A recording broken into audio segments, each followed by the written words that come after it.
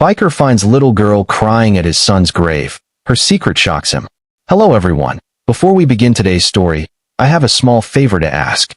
Please hit subscribe and turn on the notification bell so you never miss our channel's new videos. It's quick, free, and the best way to support us in bringing you more dramatic stories. Your support means the world to us. Where are you watching from?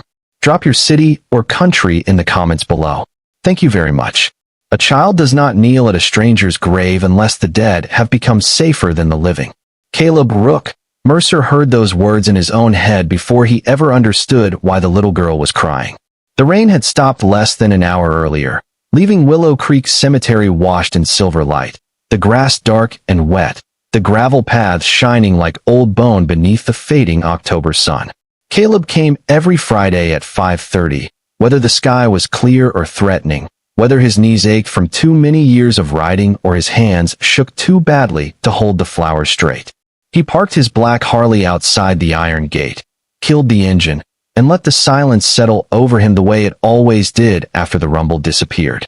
In his left hand, he carried one white rose.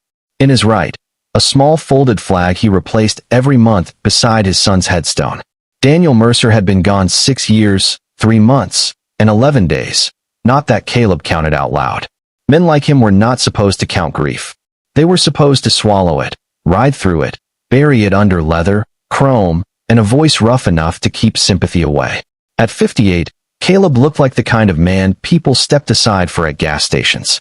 Broad shoulders under a weathered black jacket, gray beard, scarred knuckles, boots heavy enough to leave prints in wet ground.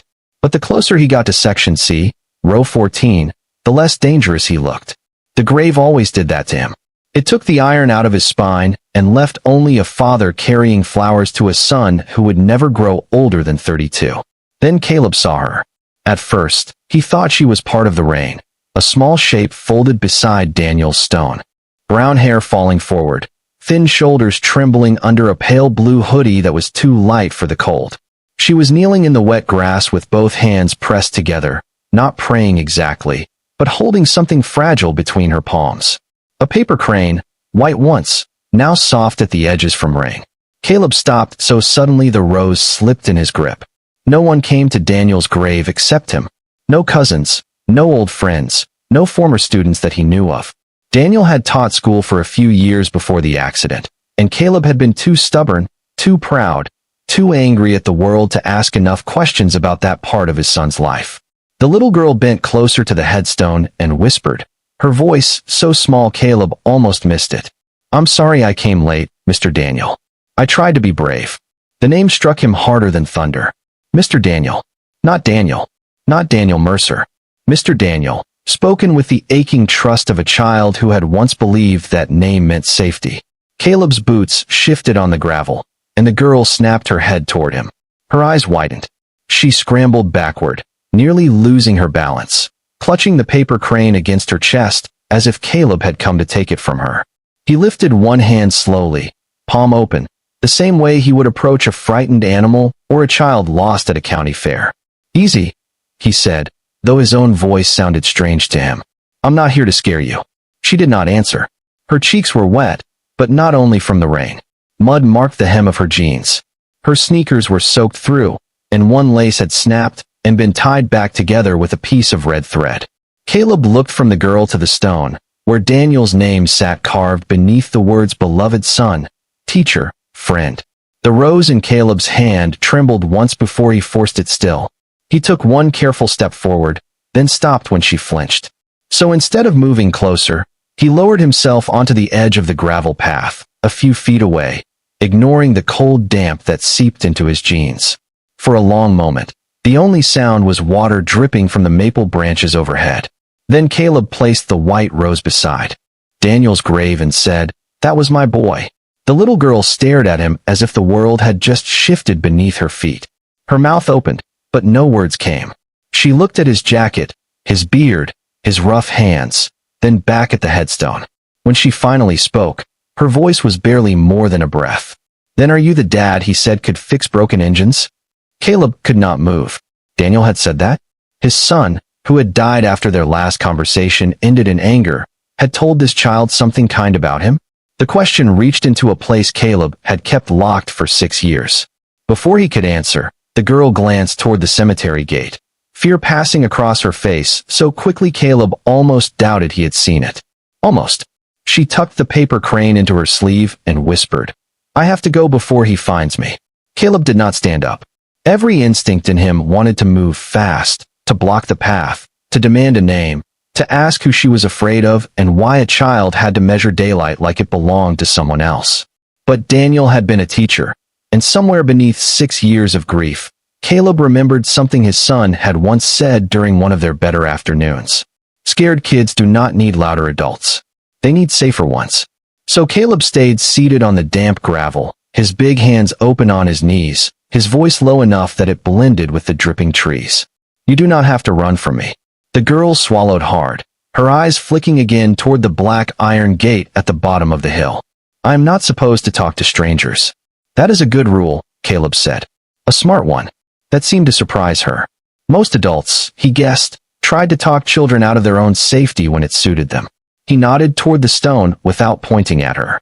"But you knew my son. So maybe I am not exactly a stranger. Not safe yet, maybe. But not nothing." The girl looked down at the wet grass. Her fingers tightened around the paper crane hidden in her sleeve. Mr. Daniel said some people look scary because life made them wear armor. Caleb felt the words settle against his ribs. Daniel had always talked. Like that, gentle ideas wrapped in simple language so children could carry them. Caleb had mocked him for it once. Now he would have given everything to hear that voice again. He was right about a lot of things, Caleb said. Not everything. He thought instant coffee was acceptable. A small sound escaped the girl before she could stop it. Not quite a laugh, but close enough to make Caleb's chest ache. "He drank hot chocolate at school," she whispered. "With the little marshmallows." That sounds more like him. The wind shifted, lifting the edge of her hoodie. Caleb noticed how thin it was, how her hands had gone red from the cold. She was trying not to shiver, the way children do when they have learned that needing something can become a problem for other people. "What is your name?" he asked. "Maisie." She hesitated, then added, "Maisie Whitaker. I am Caleb Mercer. Some people call me Rook. Like the bird. Like the chess piece. I was not smart enough to be the king." This time, the tiny smile almost reached her eyes, but it disappeared when a car passed slowly beyond the cemetery fence. Maisie turned her face away as if shrinking could make her invisible. Caleb saw it. He also saw the mud on the back of her jeans, the scuffed palms, the way one shoulder hung lower under the weight of a small backpack. He did not ask the question that burned in his throat. Instead, he reached into his jacket pocket and pulled out a clean handkerchief, folded square from habit. He placed it on the gravel between them and slid it only halfway toward her. "For your face, if you want it." Maisie stared at the cloth like it might cost her something. Then she picked it up with 2 fingers and wiped her cheeks. "Thank you." Caleb nodded toward the grave. "You came a long way." "Not that far." "How far is not that far?" She pressed her lips together. "Past the old feed store. Then across Miller Road." Caleb knew the distance. Nearly 3 miles if she had walked the shoulder. More if she had stayed off the main road. His stomach tightened, but his face stayed calm. "That is a long walk in wet shoes." Maisie looked down quickly, embarrassed. "They dry. Sometimes." The sky darkened another shade, and the first evening lights blinked on near the cemetery office. Down by the gate, Martha Bell was closing the little flower stand. She ran beside the stone wall, stacking unsold carnations into a white bucket. Caleb lifted one hand, not waving wildly, just enough to catch her eye. Martha paused, saw the child, and her face changed in that silent way older women have when their hearts understand before their mouths do. Maisie noticed and backed up. "Please do not tell anyone. I am not going to make trouble for you," Caleb said. "But I am not going to let you walk back cold and hungry in the dark either." Her eyes filled again, fast and quiet. "I am not hungry." At that exact moment, her stomach gave a small, hollow growl that seemed loud in the cemetery silence. Maisie folded her arms around herself, ashamed. Caleb looked away on purpose, giving her dignity. "I get hungry too," he said. "Especially after talking to people who drink hot chocolate with marshmallows." Martha was already coming up the path with a paper cup in one hand and a careful smile on her face. Caleb stayed still, keeping his body between Maisie and the open gate without making it feel like a cage. "That is Mrs. Bell," he said. "She sells flowers here. She has known me long enough to know I am grumpy, but mostly harmless." Maisie did not smile this time. Her eyes had dropped to her wrist, where the sleeve of her hoodie had pulled back just enough for Caleb to see dark blue ink written on pale skin. "Two words?" asked Daniel. The world went very quiet around him. Before he could say anything, Maisie yanked the sleeve down and whispered, "I was not supposed to let anyone see that." Martha Bell climbed the wet path slowly, one careful step at a time, holding the paper cup as if it were something sacred instead of gas station cocoa warmed in the little microwave behind her flower stand. She had the kind of face that seemed made from soft wrinkles and hard years, and when she reached them, she did not ask Maisie why she was alone or why her shoes were soaked. She simply lowered the cup onto the stone bench near the path and said, "This cemetery gets colder than people expect." After sundown, Maisie looked at the cocoa, then at Caleb, then back toward the gate. Caleb saw the battle in her eyes. One against fear, hunger against warning, trust trying to lift its head, and being pushed back down by whatever waited for her beyond the cemetery wall. "You can drink it right there," Martha said gently. "No need to come closer to anyone." Maisie took the cup with both hands. Steam curled up around her small face, and for 1 second, she looked less like a child carrying a secret and more like a child who had been handed something warm on a cold day. Caleb kept his eyes on the maple tree above Daniel's grave, giving her the mercy of not being watched while she drank. "I have seen you before, sweetheart," Martha said after a while, her voice as careful as footsteps on ice. "3 times this month, I think. You bought the yellow carnations last Tuesday." Maisie froze with the cup halfway to her mouth. They were old. They were still flowers. Martha smiled a little. "Daniel always liked yellow. Said it made classrooms look less tired." Caleb turned his head slowly. "You knew my son liked yellow?" Martha looked at him with sadness that had been waiting years for the right door to open. "Your boy came by now, and then when he was teaching at Wickham Elementary. Sometimes he bought $1 flowers for students who had a hard week. Never made a show of it. Just said some children needed proof that the world noticed them." Caleb felt the cemetery tilt under him.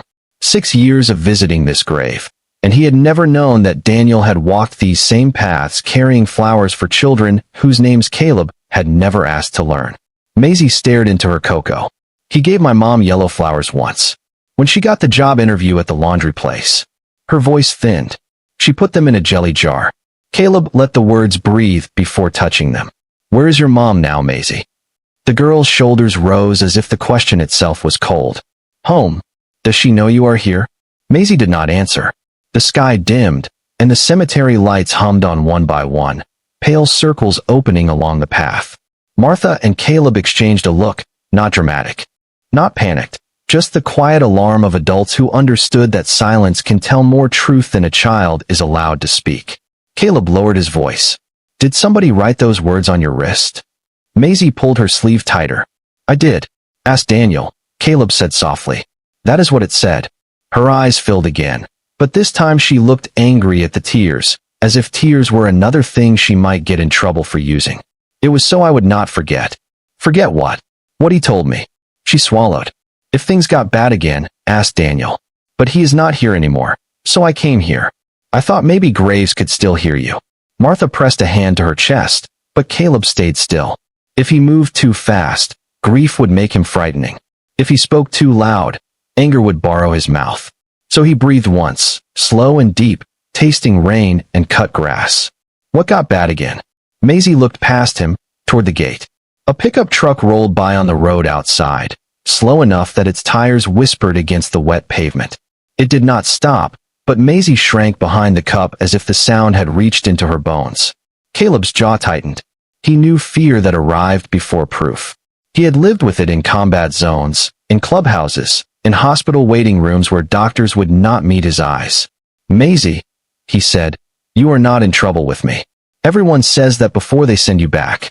The words came out before she could catch them. Then she clamped her mouth shut. Martha glanced down the hill toward the small white chapel beside the cemetery office. "Reverend Price is still here. He has a heater in the chapel and crackers in the pantry. We can all sit where the door stays open and the lights are on." Maisie shook her head. "I have to go. Not alone," Caleb said, then softened immediately. "Not because I am bossing you. Because it is getting dark, And you walked nearly 3 miles in wet shoes. A safe grown-up does not let a child do that. She stared at him. How do I know you are safe? The question did not offend him. It humbled him. Caleb looked at Daniel's headstone, then back at the girl his son had once protected with flowers and hot chocolate, and words gentle enough to survive death. You do not have to know yet, he said. You only have to know I am willing to be checked. Mrs. Bell knows me. Reverend Price knows me. We can call Deputy Malloy if we need to. Safe people do not ask you to hide. Safe people bring other safe people into the room.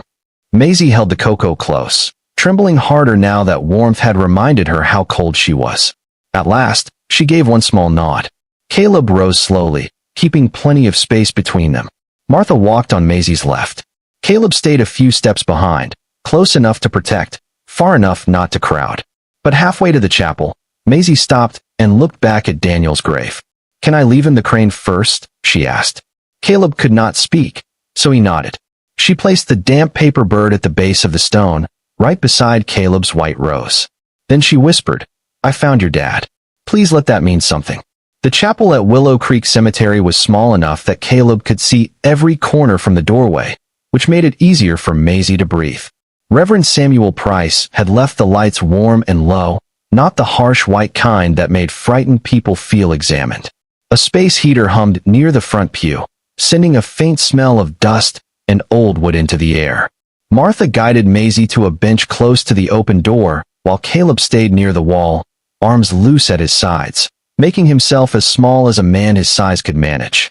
Reverend Price appeared from the office with a sleeve of crackers, 2 napkins, and the serious kindness of someone who had spent 30 years sitting with people on the worst days of their lives. He did not ask Maisie for her whole story. He did not tell her to calm down. He simply placed the crackers on the bench between her and Martha and said, You are welcome here as long as you need the light. Maisie ate slowly at first, then with the careful restraint of a child trying not to look too hungry. Caleb turned his face toward the chapel window, giving her privacy, but every small sound seemed to land inside him. The crinkle of the cracker sleeve, the whisper of her wet shoes against the floor, the tiny breath she took before deciding whether a room was safe enough for the next word. Mr. Daniel used to sit like that, she said suddenly. Caleb looked over. Like what? Like he was listening with his whole face. Her fingers worried the edge of the napkin. At school, when kids talked too fast or cried too much, he would not interrupt. He said sometimes words have to come out crooked before they come out true. Reverend Price lowered himself into a chair near the aisle. Martha folded her hands in her lap. No one rushed her, and that seemed to puzzle Maisie more than if they had shouted. He was only my teacher for 6 weeks, she continued. Mrs. Hanley had surgery, so he came to our class. Everybody liked him because he could draw motorcycles on the board, but I liked him because he noticed things. Caleb felt his throat tighten. Daniel had noticed everything as a boy too. A bird with a bent wing. A classmate eating alone. A stray dog limping beside the highway. Caleb had once called it softness because he had not understood it was courage. What did he notice about you? Caleb asked. Maisie looked down at her hands. That I saved half my lunch every day. For later? She nodded. For Mom. The room became very still, not from shock, but from respect for the weight a child had been carrying in a lunchbox. He never made me feel bad, Maisie said. He just started bringing extra granola bars and pretending he bought too many. Then one day he asked if my mom liked yellow flowers. I said she used to. So he got her some from Mrs. Bell. Martha looked away, blinking hard. Caleb saw Daniel in pieces now, not the son he had argued with in a driveway, but the man moving quietly through classrooms and flower stands, building safety out of small things no one else counted. The memory came without mercy. Daniel at 26, standing in Caleb's garage with rain on his jacket and frustration in his eyes, saying he wanted to help kids whose families were falling through cracks. Caleb had been under the hood of a truck, pretending the carburetor mattered more than the conversation. You cannot save every broken kid, Caleb had said. He remembered the exact sound of the wrench dropping onto the concrete after Daniel went quiet. He remembered his son's answer, soft but firm. Maybe not, but I can stop pretending I do not see them. That had been one of their last real talks before the accident, and Caleb had spent 6 years replaying it like a sentence passed by a judge. In the chapel, Maisie reached into her backpack and pulled out a folded worksheet, worn soft from being opened too many times. At the top, in Daniel's neat handwriting, were the words, "Things that make me feel safe." Underneath, Maisie had written in uneven pencil, "Warm soup, Mom's singing, locked windows, Mr. Daniel, yellow flowers, people who knock before opening doors." Caleb stared at the last line until the letters blurred. "He gave that to you?" Maisie nodded. "He said if I could name safe things, I could find them again." She touched the paper like it was a map.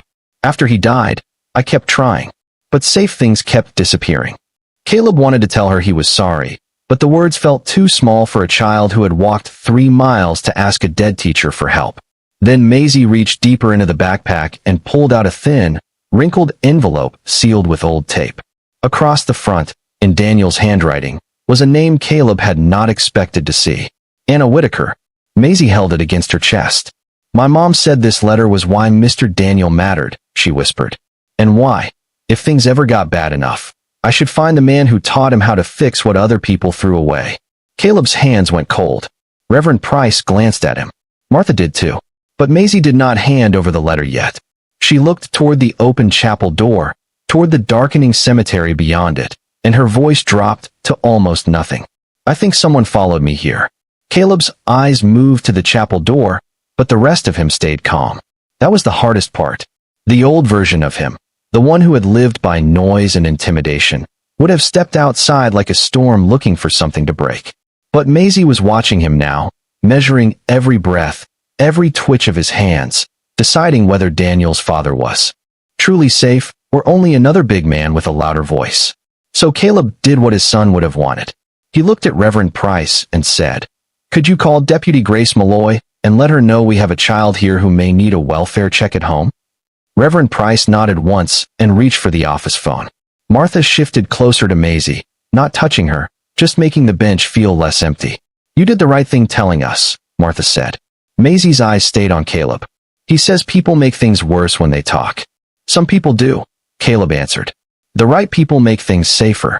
The words seemed to settle somewhere inside her, though not all the way. She held the envelope so tightly the paper bent under her fingers. "Mom said not to lose this." Caleb crouched near the end of the pew, keeping his boots planted and his hands visible. "You do not have to give it to me unless you want to." Maisie looked at the name written across the front. "Anna Whitaker. My mom met Mr. Daniel after I cried in class because I forgot how to spell address." Her mouth twisted with embarrassment. "I knew how. I just did not know which one to write." No one interrupted. Outside, a car passed on the road, its headlights sliding briefly across the chapel wall like pale fingers. Maisie waited until the light vanished before she continued. "We were staying with my mom's cousin then, Ronald. He said we should be grateful because not everybody lets family take up space. Mom worked at the laundry place when they had hours. Sometimes she cleaned offices at night. Mr. Daniel found out because I kept falling asleep during reading time." Caleb could see it too clearly. Daniel kneeling beside a child's desk, voice soft, noticing what adults with clipboards and busy lives might miss. "He called my mom," Maisie said, "not to get her in trouble. He said he had extra information about food boxes and winter coats and a church that helped with gas cards." Mom cried after that, but Happy cried, like when something heavy gets set down for a minute. Martha covered her mouth with her hand. Reverend Price stood in the office doorway, phone receiver still against his ear, listening with the solemn attention of a man who understood testimony when he heard it. "For a while, things got better," Maisie said. "Mr. Daniel helped Mom fill out forms. He gave her the number for a counselor. He said grown-ups need help too, and that did not make them bad." She looked at Caleb then, her expression suddenly fierce in its smallness. He was not just nice. He was useful nice. Caleb almost smiled through the ache in his chest. Useful nice. That was Daniel, turning kindness into bus passes, phone numbers, sandwiches, and flowers that said someone was still worth celebrating. Then he died, Maisie whispered. The heater hummed. Rainwater tapped from the chapel roof in slow drops. Mom tried to keep going. She really did. But some days she stayed in bed and looked at the wall like she was waiting for somebody to call her back from far away. Ronald said she was embarrassing the family. He took her phone because he said she used it wrong. Then he started keeping the mail. He said forms and appointments were too much for her. He said I should stop talking about Mr. Daniel Because dead people do not pay rent. Caleb's hands curled once, then opened again. He did not let Maisie see the anger as a weapon. He turned it into stillness. Did Ronald hurt you? He asked carefully. Maisie shook her head fast, too fast, like she had been trained to answer before thinking. He does not do things people can see. The sentence hung in the chapel, heavier than any shout could have been. Caleb nodded slowly. That matters too. Her eyes searched his face, surprised. It does. Yes, Caleb said. Being scared in your own home matters. Being hungry matters. Having your mom kept away from help matters. You do not have to prove pain with bruises for adults to listen. Something in Maisie broke open then, not loudly, not dramatically. Her shoulders folded, and the envelope slid into her lap. I came because Mom would not wake up for dinner. She was breathing, but she would not answer. Ronald said to leave her alone and stop being dramatic. I remembered the letter. Mom said if things got bad enough, find Daniel's dad. But I only knew where Daniel was. Caleb felt the room narrow too. The child, the envelope, and the name of his son carved in his memory. Reverend Price spoke gently from the doorway. Deputy Malloy is on her way. I also asked for a medical welfare check at the Whitaker address. Maisie looked terrified. Will Ronald be mad? Caleb did not promise what he could not control. He only said, maybe, but he will not be the only adult in the room anymore. At last, Maisie placed the wrinkled envelope into Caleb's open hand. The paper was soft from years of hiding and holding. Caleb looked at Daniel's handwriting on the front, then at the little girl who had trusted a dead teacher long enough to find a living father. He slid one finger under the tape and opened the letter just as headlights turned into the cemetery drive. The headlights washed across the chapel windows, bright for one breath, then dimmed as the vehicle rolled to a careful stop outside. Maisie stiffened so sharply the cracker in her hand broke in two. Caleb saw it and closed the letter without reading past the first line. Whatever Daniel had written could wait 5 more minutes. A living child could not. Stay by Mrs. Bell, he said softly, not as an order but as an anchor. Reverend Price stepped into the aisle. That should be Deputy Malloy. But before the deputy's cruiser door opened, another set of tires hissed over the wet gravel beyond it. A gray pickup turned through the cemetery gate and parked at an angle near the flower stand, its engine still running. Maisie's face went empty in a way that frightened Caleb more than tears. Fear had noise. This was practice. A man in a tan work jacket stepped out of the pickup, average height, clean haircut, clean boots. The kind of man who could walk into a bank or a school office and be believed before he said a word. He looked toward the chapel with a tight smile that did not reach his eyes. Maisie, he called, voice smooth enough for witnesses. There you are. You scared everyone half to death. Deputy Grace Malloy stepped out of her cruiser at the same time, one hand resting near her radio, her expression alert but calm. She was in her 40s, with rain beads on the brim of her hat, and the steady posture of someone who had learned not to mistake politeness for truth. Sir, I need you to stay where you are for a moment, she said. The man lifted both hands in easy cooperation. Of course, Deputy. I am Ronald Whitaker. That is my niece. She wanders sometimes. Big imagination. We have been working on it as a family. Maisie sank smaller against the pew. Martha did not touch her, but she angled her body between the child and the doorway. Caleb stayed by the wall. Every old instinct in him wanted to step outside and become the kind of man Ronald would remember. But Maisie had said he did things people could not see. So Caleb chose to make everything seen. Deputy, he said evenly. The child walked here alone in wet shoes from near Miller Road. She reports her mother may need medical help at home.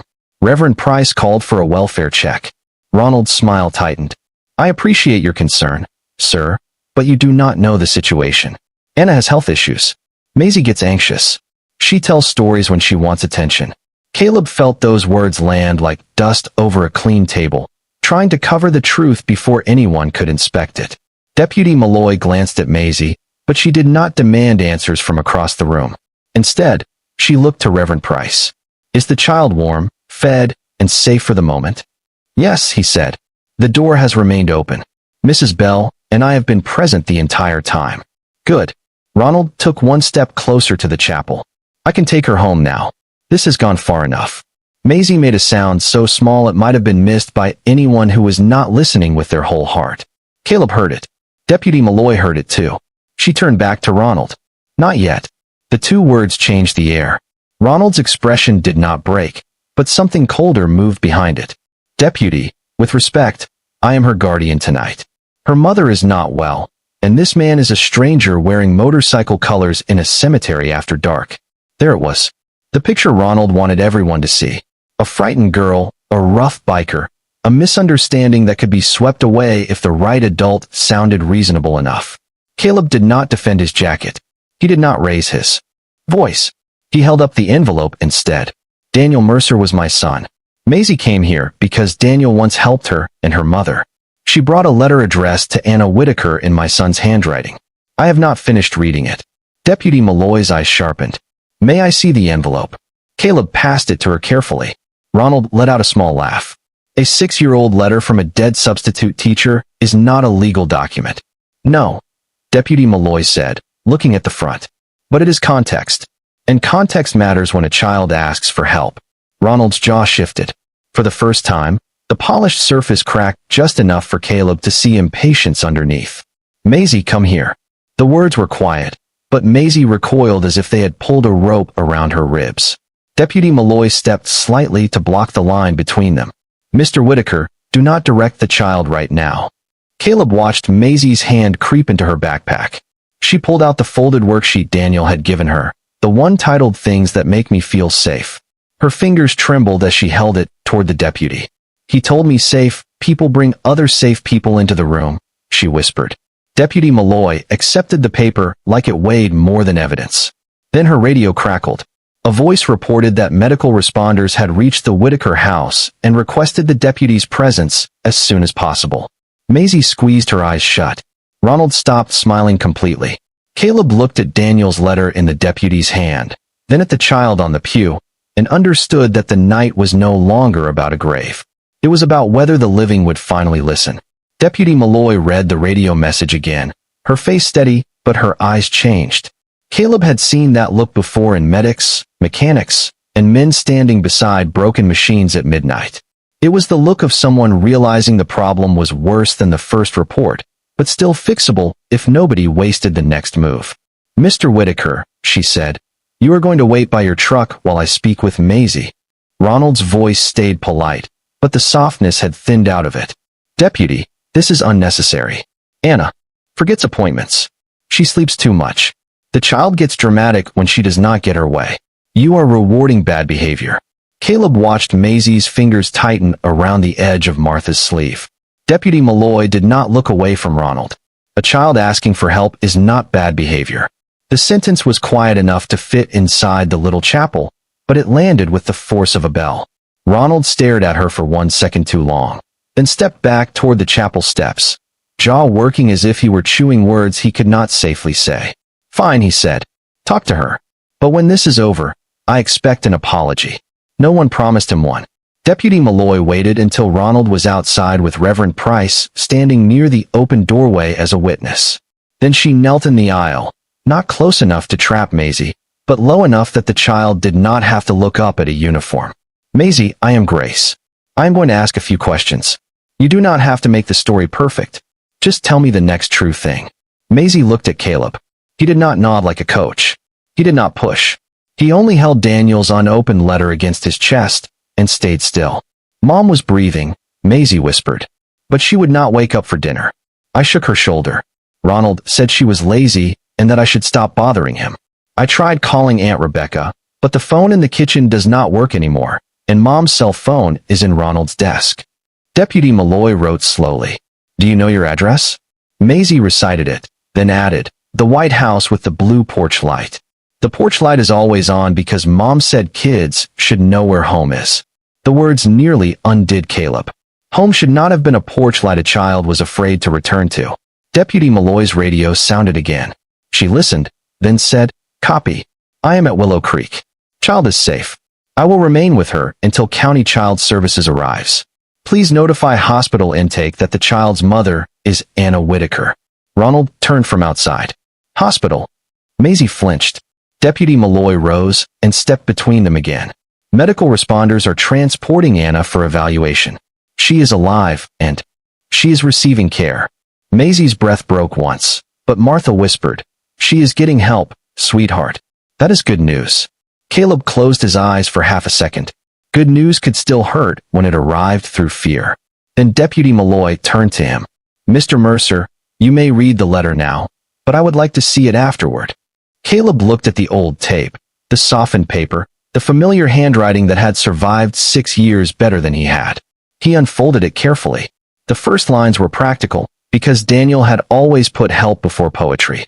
"Anna, if you are reading this, it means you need more support than one school can give you. Call the numbers on the back. Ask for food assistance, legal aid, and emergency counseling. Needing help does not make you a bad mother." Caleb's eyes burned, but he kept reading. Then his name appeared. "If you cannot reach anyone else, find my father, Caleb Mercer. People know him as Rook. He looks like a storm cloud in a leather jacket, but do not let that fool you. He taught me how to fix engines. Yes, but more than that, he taught me that broken does not mean worthless." He forgot that about himself somewhere along the road. Maybe helping someone else will remind him. Caleb's hand trembled. The chapel blurred around him, Martha, the deputy, the heater, the child, all turning soft at the edges. He had spent 6 years believing Daniel's last memory of him was disappointment. Yet here, in a letter meant for a struggling mother, his son had left him not as a warning, but as a refuge. Caleb pressed the paper carefully to his chest, as if it were something alive. Maisie watched him with solemn eyes. "There is more," she said. Her small hand reached into the side pocket of her backpack and pulled out a photograph, creased down the middle. It showed Daniel in front of a classroom bulletin board, crouched beside a much younger Maisie holding a yellow flower. On the back, in Daniel's handwriting, were the words, "Maisie is braver than she knows. Dad would like her." Caleb stared at the photograph until the years between him and his son cracked open. "He said you were his hero," Maisie whispered. "He said he just wished. You knew." Outside, Ronald's voice rose, arguing into a phone, but inside the chapel, Caleb heard only Daniel, not as a ghost, not as guilt, but as a son still reaching for his father through the hands of a child who had refused to let kindness be buried. County Child Services arrived 20 minutes later in a white sedan with government plates and a box of clean blankets in the back seat. The woman who stepped into the chapel introduced herself as Dr. Helen Ross, though she explained right away that she was there to help Maisie understand what would happen next, not to take over her voice. That mattered. Caleb could see it in the way Maisie watched her, cautious but listening, still clutching Daniel's photograph like a small square of daylight. Deputy Malloy had Ronald remain outside near his truck while she took his statement, and for once his neat words did not seem to fill the whole world. There were too many other adults now. Too many witnesses. Too much light. Reverend Price made fresh coffee in the cemetery office. Martha brought another cup of cocoa and a dry pair of socks from the lost and found bin, pink with tiny white stars, the kind some child had left behind months ago and never claimed. Maisie hesitated until Dr. Ross said, "You can decide whether you want help changing into them, or you can do it yourself in the restroom with the door unlocked and Mrs. Bell right outside." Choice. Such a small thing, Caleb thought, and such a mighty one when a child had been living without it. Maisie chose to do it herself, and when she came back, the oversized socks bunched around her ankles, making her look younger than 8 and stronger than anyone in that room had a right to ask her to be. Deputy Malloy returned from outside with her notebook closed. "Anna is at Mercy General," she said gently. "She is awake now. The doctors are checking her," and she asked about Maisie as soon as she could speak. Maisie pressed both hands to her mouth, and the sound that came out was not quite crying and not quite laughing. It was relief trying to find a shape. Dr. Ross moved no closer than necessary. "Your mom is safe tonight. You are safe tonight. We are going to contact your Aunt Rebecca, the one you mentioned, and confirm whether she can come in." Maisie looked at Caleb. "Will I have to go with Ronald?" "Not tonight," Deputy Malloy said before Caleb could answer. "There will be questions and paperwork, but not tonight." Caleb had never liked paperwork. In his old life, it had felt like a net made by people who did not understand the road. But watching Maisie hear those words, he understood something Daniel had probably known all along. Sometimes paperwork was not a cage. Sometimes it was a bridge, a record, a way for the truth to stop being only a child's burden. Ronald left the cemetery after Deputy Malloy informed him he would need to speak with investigators the next day. He did not shout. He did not make a scene. He drove away with the same polished silence he had arrived with, but Maisie did not watch the truck disappear. She watched Caleb instead. "Are you mad?" she asked. Caleb looked down at his hands, the hands that had fixed engines, clenched around grief, and failed too many times to reach for his son when reaching might have mattered. "Yes," he said honestly, "but not at you. And I am going to use it the right way." "What does that mean?" "It means I am going to answer questions. I am going to give Deputy Malloy the letter and the photograph. I am going to go to the hospital if your mom wants me there. And I am not going to make this harder by pretending anger is the same thing as help." Dr. Ross nodded once, almost invisibly, as if Caleb had passed a test he had not known he was taking. Near 9 o'clock, Aunt Rebecca Whitaker arrived breathless from a town 40 miles away, wearing a work uniform under her coat, and fear all over her face. Maisie stood still for one stunned second, then ran into her arms.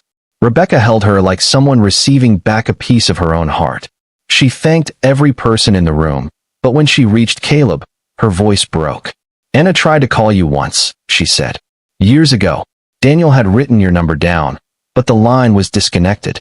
Caleb remembered that disconnected phone, the months after Daniel died when he ignored bills, meals, daylight, and anything that required him to remain among the living. Another door he had not known had closed. "I am here now," he said, though it did not feel like enough. Later, at Mercy General, Anna Whitaker lay pale but awake beneath a clean white blanket, her fingers wrapped around Maisie's hand. Caleb stood in the doorway until Anna looked at him and recognized something from Daniel's letter. "You are his father," she whispered. Caleb nodded. "I am sorry I was late." Anna's eyes filled. "So was I," she said. "But she found you." Maisie looked between them, tired beyond words, then held out the damp paper crane she had taken back from Daniel's grave before leaving the cemetery. Caleb accepted it with both hands. For the first time in 6 years, he did not feel like he was standing at the end of his son's story. He felt like he had been handed the next page. 3 months later, the first snow of December fell softly over Willow Creek Cemetery, quiet enough to make the whole town seem like it was holding its breath. Caleb Mercer stood beside Daniel's grave with his black leather jacket zipped to his throat and a white rose in his hand, but he was not alone this time. Maisie stood on one side of him in a red winter coat Aunt Rebecca had bought 2 sizes too big so she could grow into it, and Anna stood on the other, thinner than she used to be but upright, her hand resting gently on her daughter's shoulder. Behind them were Martha Bell, Reverend Price, Deputy Malloy, Dr. Ross, Aunt Rebecca, and a handful of teachers from Whitcomb Elementary who still remembered Daniel as the substitute who kept granola bars in his desk and drew motorcycles in the margins of spelling worksheets. No one called it a ceremony. Caleb would not have known what to do with something that formal. It was just people gathering where one small act of courage had changed the direction of several lives. Anna was living with Rebecca while she rebuilt her health, one appointment and one honest conversation at a time. Maisie had returned to school, where her new teacher kept a basket labeled extra snacks, no questions asked. Ronald no longer lived in the house with the blue porch light, and the adults involved spoke about the matter carefully, with respect for privacy and truth. Caleb had learned that some stories did not need punishment shouted from rooftops. They needed safety restored, records made, doors opened, and children believed before their courage ran out. He had also learned that grief could become useful if a man stopped treating it like a locked room. The week after Maisie found him, Caleb had gone through Daniel's old boxes for the first time since the funeral. He found lesson plans, thank you cards, a cracked coffee mug that said best almost teacher, and a notebook filled with names of families who needed rides, coats, food, or someone to answer a phone call after 5 o'clock. By the end of November, with Reverend Price handling donations and Deputy Malloy connecting them to local services, Caleb had helped start Daniel's Safe Ride Fund. It was not fancy. It paid for bus passes, winter jackets, emergency groceries, school lunches, and repairs on cars that single parents needed to get to work. Caleb fixed those cars in his own garage, charging nothing when nothing was what people had. Every time he turned a wrench under a lifted hood, he heard Daniel's voice saying broken does not mean worthless, and for once the memory did not cut him. It guided him. Maisie stepped forward through the thin snow, holding a new paper crane folded from yellow construction paper. She placed it at the base of Daniel's headstone, beside Caleb's rose and the small flag moving gently in the wind. For a moment, she said nothing. She had learned that silence could be peaceful when the right people stood inside it with you. Then she whispered, "I found him, Mr. Daniel. I found your dad." Caleb looked away, but not before Maisie saw the tears in his eyes. She did not mention them. Children who have been hurt often understand dignity better than adults do. Instead, she reached into her coat pocket and pulled out a folded worksheet, the old one Daniel had given her, now protected in a plastic sleeve. Things that make me feel safe. The list had changed. Warm soup was still there. Mom's singing was still there. Yellow flowers were still there. But at the bottom, in careful new handwriting, Maisie had added, "People who listen, doors that stay open, Deputy Grace, Aunt Rebecca, Dr. Helen, Mrs. Bell's Cocoa, and Mr. Caleb's garage." Caleb read the last line twice. "Mr. Caleb," he said, voice rough. "That makes me sound respectable." Maisie smiled. "You are trying." Martha laughed softly behind them, and even Deputy Malloy's serious face eased. Caleb knelt beside the grave, his knees complaining in the cold, and brushed snow from Daniel's name with his bare hand. For 6 years, he had come here to apologize to Stone. Now he came to report progress to his son. "You were right, Danny," he said quietly. "Some things broken can still be fixed. Not the same as before, maybe, but enough to carry light." Anna reached for Maisie's hand. Reverend Price bowed his head. The snow kept falling, soft as forgiveness, settling on leather, wool, granite, and grass without choosing between them. Caleb stood and slipped his jacket from his shoulders, draping it gently around Maisie when the wind picked up. It nearly swallowed her whole, heavy with road dust, engine oil, and years of weather, but she held it closed with both hands like a blanket. The man people once crossed the street to avoid stood beside a little girl who had walked 3 miles in wet shoes to find help, and neither of them looked lost anymore. As they left the cemetery together, Caleb glanced back only once. The yellow crane rested against Daniel's headstone, bright against the snow, its paper wings lifted slightly in the wind, as if something small and brave was finally ready to fly.